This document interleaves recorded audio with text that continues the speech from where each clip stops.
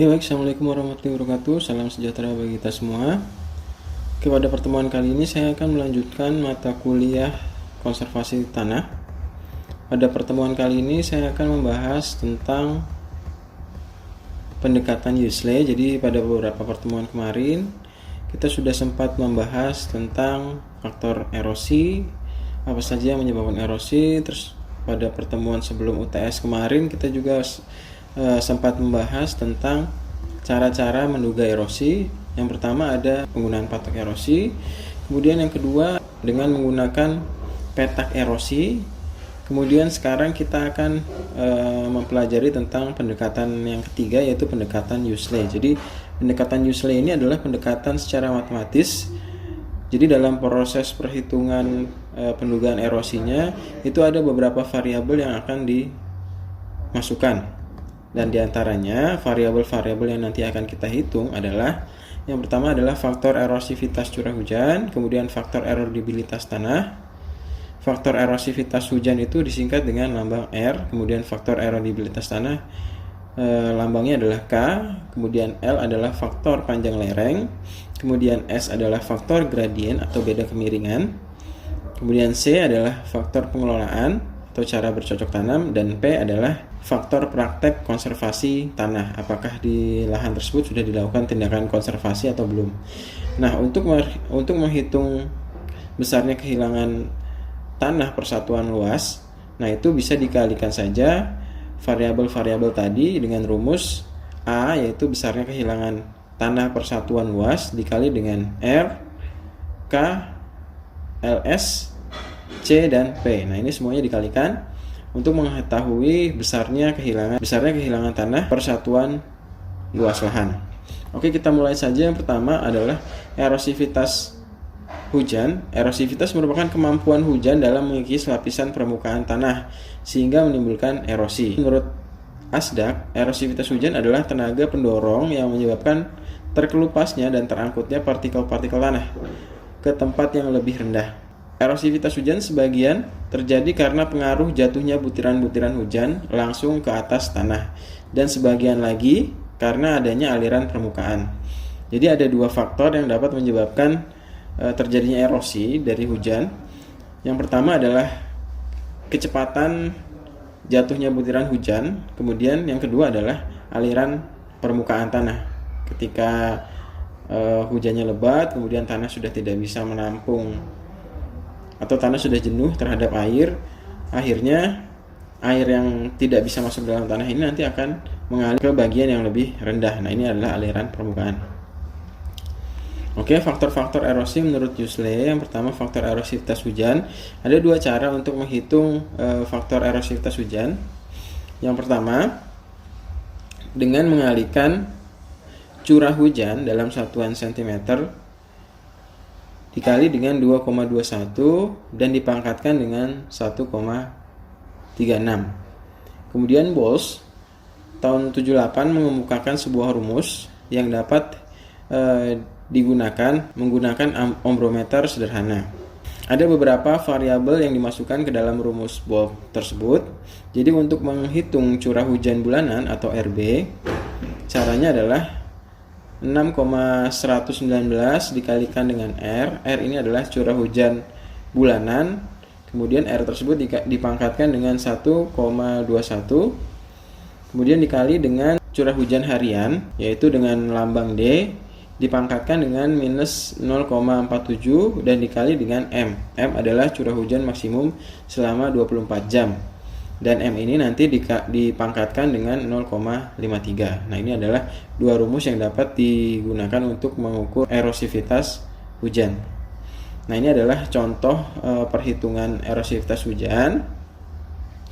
Jadi, untuk menghitung erosivitas hujan dengan menggunakan rumus pertama-tama kalau kita mendapatkan data curah hujan per tahun, untuk menghitung besarnya erosivitas per bulan, nah ini kita bisa merata-rata curah hujannya dulu per bulan. Kemudian ketika sudah ditemukan nilai rata-ratanya, itu baru nanti kita masukkan ke dalam rumus. Nah, di sini dicontohkan curah hujan bulan Januari pada tahun 2005 sampai 2009 yaitu 890, 515, 590 sampai ke 398. Nah, ini dijumlahkan kemudian dibagi dengan 5. Dihasilkan 534,4 mm. Kemudian kita ubah ke dalam satuan cm karena pada rumus itu membutuhkan satuan yang cm. Kemudian kita ubah menjadi 53,44 cm. Kemudian 53,44 ini nanti kita masukkan ke dalam rumus. Oke, setelah dimasukkan ke dalam rumus berarti untuk curah hujan bulan Januari sama dengan 2,21 dikalikan dengan H hanya adalah 53,44 dipangkatkan dengan 1,36. Nah, untuk hasilnya sama dengan 494,6 mJ. mJ adalah megajoule. Joule ini merupakan satuan untuk mengukur energi, artinya besarnya energi erosivitas hujan pada bulan Januari itu sebesar 494,6 megajoule. Nah, nanti bisa kalian coba untuk soal selanjutnya. Kemudian perhitungan erosivitas ketika diketahui data curah hujan maksimum, data curah hujan bulanan, dan data curah hujan harian.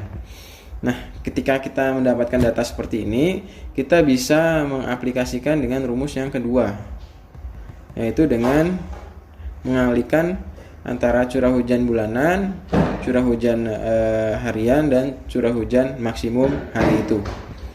Nah, semisal di sini untuk contoh pada bulan Januari, untuk curah hujan bulanannya adalah 29,146 cm.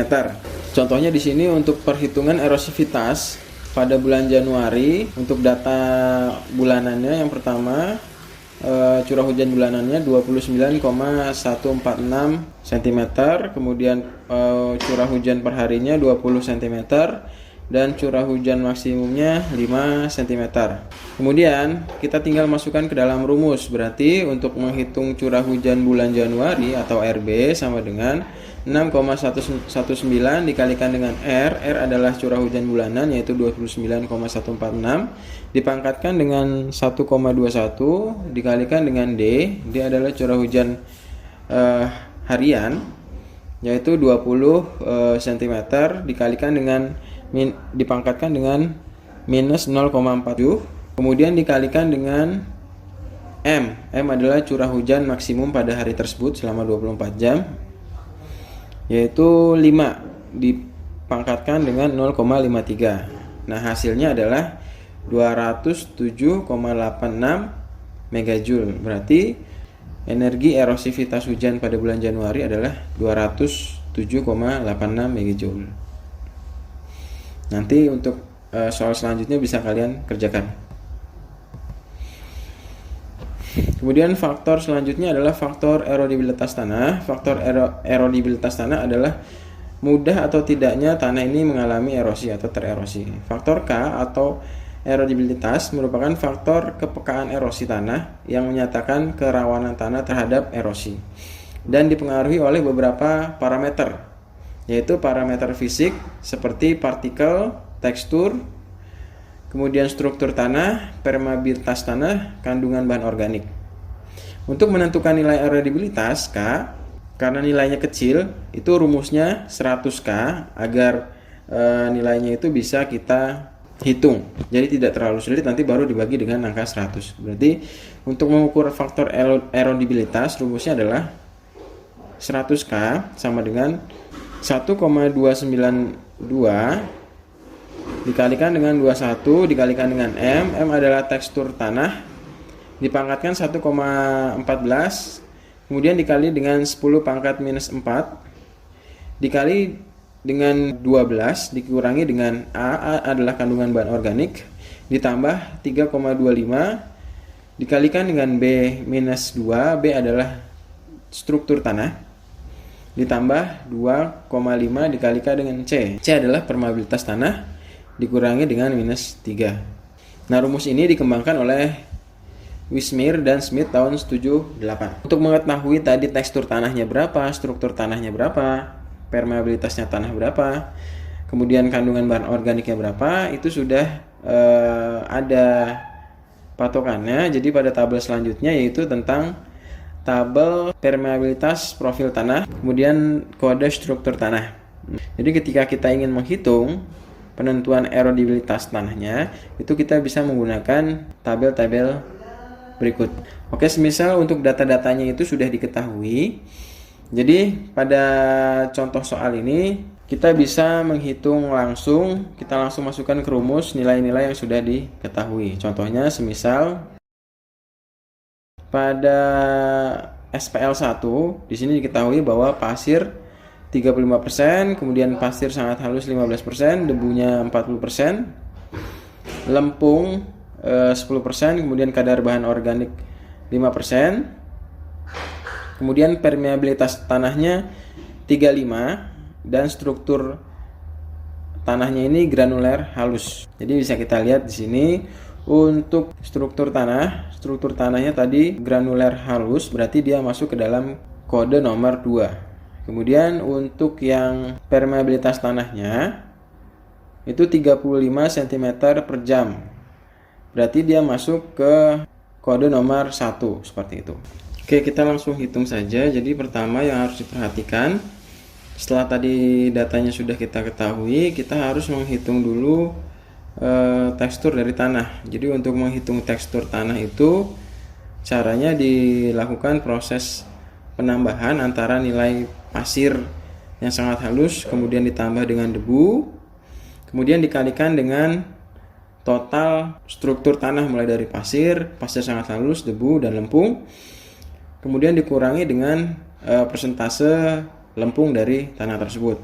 Nah, untuk menghitungnya kita bisa langsung masukkan semua parameter yang diketahui ke dalam rumus. Jadi contohnya di sini untuk SPL 1 100K sama dengan 1,292 dikalikan dengan 2,1 dikalikan dengan M. Nah, untuk tadi menghitung rumus M berarti 15 ditambah dengan 40 dikalikan dengan 100 total dari persentase pasir sampai lempung dan dikurangi dengan nilai lempungnya yaitu 10%.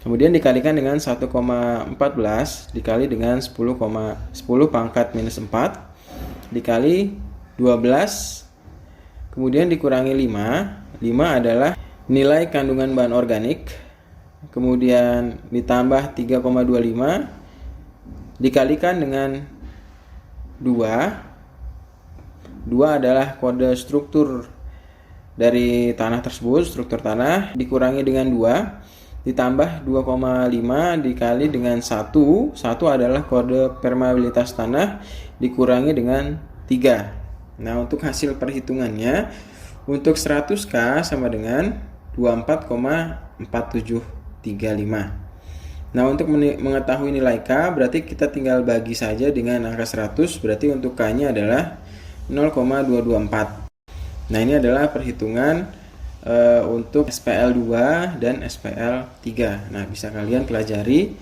untuk menghitungnya itu sama seperti yang tadi. Kita masuk ke faktor panjang lereng dan kemiringan lereng.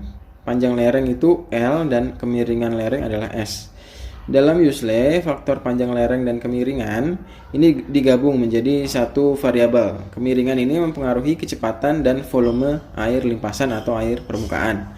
Semakin curam lereng, persentase kemiringan semakin tinggi sehingga makin cepat laju aliran permukaan. Otomatis nanti faktor terhadap erosinya juga akan semakin besar. Untuk menghitung nilai LS itu digunakan rumus akar dari L. L adalah panjang lereng dikalikan dengan 0,00138 dikalikan dengan S. S adalah kemiringan lereng dalam persen dikuadratkan ditambah dengan 0,00965 dikalikan dengan S yaitu kemiringan lereng lagi ditambah dengan 0,0138. Oke, kita masuk ke slide selanjutnya yaitu tabel nilai kemiringan lereng. Jadi untuk lereng-lereng dengan persentase kemiringan tertentu itu dimasukkan atau dikelompokkan ke dalam kelas yang berbeda. Oke, kita lanjutkan ke contoh perhitungan panjang lereng dan kemiringan lereng. Untuk mengukur panjang lereng dan kemiringan lereng itu kita tinggal masukkan saja data yang kita punya ke dalam rumus. Berarti contohnya di sini untuk SPL 1 akar dari 20 dikalikan dengan 0,00138 dikali dengan 24. 24 adalah nilai kemiringan lereng dipangkatkan dengan 2 ditambah dengan 0,00965 dikalikan dengan 24 dan ditambah 0,0138. Nah, untuk hasil perhitungannya berarti nilai panjang dan kemiringan lerengnya adalah 4,3613. Untuk soal selanjutnya nanti bisa kalian kerjakan. Kemudian faktor selanjutnya adalah faktor pengelolaan tanaman. Jadi faktor C atau faktor pengelolaan tanaman adalah faktor gabungan antara jenis tanaman, kemudian pengelolaan sisa tanaman, tingkat kesuburan, dan waktu pengelolaan tanah. Adanya tanaman dapat menekan laju limpasan permukaan dan erosi. Jadi ketika tanaman ini menutupi permukaan tanah, apabila ada hujan yang turun, kemudian butiran-butiran hujan ini nanti akan menabrak tajuk dari tanaman sebelum jatuh ke tanah. Dengan adanya tanaman, kecepatan jatuh butiran air hujan ini akan berkurang, sehingga nanti energi kinetik yang menubruk tanah atau menabrak tanah ini juga akan berkurang, sehingga menyebabkan potensi terjadinya erosi juga dapat berkurang. Kemudian tanaman mampu mempengaruhi laju erosi karena yang pertama adanya intersepsi air hujan oleh tajuk daun. Yang tadi ketika ada tanaman maka kecepatan jatuhnya butiran hujan akan berkurang. Kemudian adanya pengaruh terhadap limpasan permukaan. Kemudian ada pengaruh terhadap sifat fisik tanah dan adanya peningkatan kecepatan kehilangan air karena transpirasi. Kemudian dengan adanya tanaman menyebabkan air hujan yang jatuh tidak langsung memukul massa tanah, tetapi lebih dulu ditangkap oleh tajuk tanaman. Selanjutnya tidak semua air hujan tersebut diteruskan ke permukaan tanah, karena sebagian mengalami evaporasi. Kejadian ini akan mengurangi jumlah air yang sampai ke permukaan tanah yang disebut dengan hujan lolos tajuk. Untuk memperkirakan nilai C itu juga digunakan tabel. Nah, ini adalah tabel untuk memperkirakan nilai C tersebut.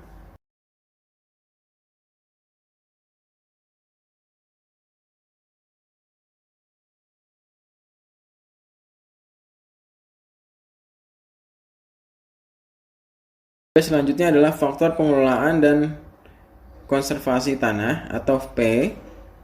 Faktor ini merupakan bentuk usaha manusia untuk membatasi semaksimal mungkin pengaruh erosi terhadap lahan. Untuk penilaian faktor P di lapangan akan lebih mudah bila digabungkan dengan faktor C, sebab kenyataannya kedua faktor ini sangat berkaitan. Jadi faktor pengelolaan tanah ini contohnya seperti proses pembuatan bedengan, guludan, pembuatan terasering, dan lain-lain. Ini termasuk dalam proses pembuatan atau proses konservasi yang dilakukan oleh manusia. Dan untuk mengetahui nilai P itu juga dilakukan dengan menggunakan tabel yang sudah disediakan. Jadi di sini kita bisa mengetahui nilai P, contohnya semisal teras bangku dengan konstruksi baik, nilai P-nya adalah 0,04 sampai ke tanpa tindakan konservasi sama sekali, nilai P-nya adalah 1. Semakin tinggi nilai P berarti potensi terjadinya erosi akan semakin besar. Oke, selanjutnya ketika kita tadi telah mempelajari variabel-variabel apa saja yang kita bisa gunakan untuk menghitung besarnya kehilangan tanah dengan metode Useley, sekarang kita coba menghitung besarnya kehilangan tanah tersebut. Nah, pada rumus metode Useley itu ada beberapa variabel yang dicantumkan seperti R, erosivitas hujan, kemudian erodibilitas tanah K, panjang lereng, kemudian faktor pengelolaan tanah dan faktor tanaman C dan P. Oke, pada tabel ini diketahui besarnya erosivitas hujan yaitu 2080 MJ, kemudian faktor erodibilitas tanahnya 0,244, kemudian panjang lerengnya 4,56, kemudian tanaman tersebut ditanam di lahan terbuka dengan nilai 1, kemudian tanpa tindakan pengolahan. Nah, untuk menghitung contoh pada SPL1 itu kita tinggal memasukkan saja ke dalam rumus. Berarti untuk menghitung kehilangan tanah pada satuan petak lahan 1 itu kita tinggal memasukkan ke dalam rumus, yaitu 2080 dikalikan dengan 0,244 dikalikan dengan 4,56 dikalikan dengan 1 dan dikalikan dengan 1. Untuk hasilnya adalah 3133,64 ton per hektar per tahun. Kemudian untuk satuan petak lahan 2, untuk R-nya sama, 2080 megajoule. Kemudian untuk K-nya, faktor tanahnya 0,23. Untuk faktor panjang lerengnya 2,58. Untuk penggunaan lahannya untuk menanam tanaman kentang dengan nilai 0,4. Kemudian pengelolaan tanahnya, teras konstruksi baik, nilainya 0,04. Untuk hasil kehilangan tanahnya itu sekitar 20,3 ton per hektar per tahun. Kemudian pada satuan petak lahan 3, 2080 dikalikan dengan 0,24 dikalikan dengan 2,82 untuk panjang lerengnya, kemudian dikalikan dengan 0,01 karena penggunaan tanahnya untuk tanaman padi, dan pengelolaan tanahnya teras konstruksi sedang 0,15. Untuk prediksi kehilangan tanah pada satuan petak tersebut adalah 2,182 ton per hektar. Jadi di sini terlihat bahwa faktor-faktor seperti penggunaan lahan tersebut digunakan untuk apa? Untuk menanam kentang atau untuk menanam tanaman padi atau dibiarkan sebagai lapangan terbuka, itu sangat mempengaruhi terjadinya erosi. Jadi semakin tanah tersebut digunakan untuk tanaman, apabila tanah tersebut digunakan untuk menanam tanaman, maka besarnya kehilangan tanah akibat erosi dapat dikurangi. Kemudian faktor pengelolaan tanah, apakah tanah ini diolah atau tidak. Apabila tanah diolah, maka potensi kehilangan tanah akibat erosi pada lahan tersebut dapat ditekan juga, seperti itu. Jadi ada faktor tanaman dan faktor tanah yang mempengaruhi besarnya kehilangan. Adanya faktor tanaman, kemudian adanya faktor pengelolaan tanah yang dikerjakan oleh manusia ini mempengaruhi besarnya erosi pada lahan tersebut. Semakin manusia mengolah tanah tersebut dengan baik, maka potensi terjadinya erosi dapat ditekan, seperti itu. Oke, untuk pertemuan kali ini saya cukupkan sekian. Semoga bisa memberikan manfaat bagi kita semua, pengetahuan baru tentang cara menghitung erosi. Wassalamualaikum warahmatullahi wabarakatuh.